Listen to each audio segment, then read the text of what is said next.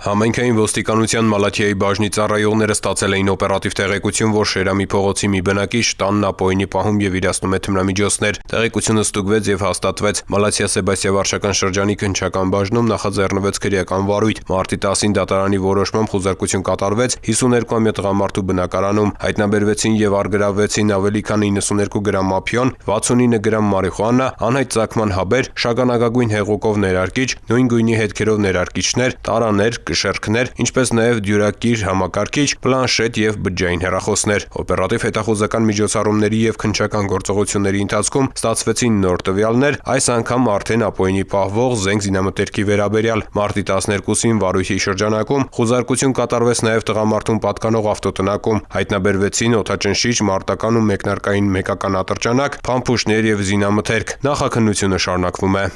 Ծանուցում հանցագործության համար մեղադրվողը համարվում է անմեղ, քանի դեռ նրա մեղավորությունն ապացուցված չէ քրեական դատավարության օրենսգրքով սահմանված կարգով, դատարանի օրինական ուժի մեջ մտած դատավճռով։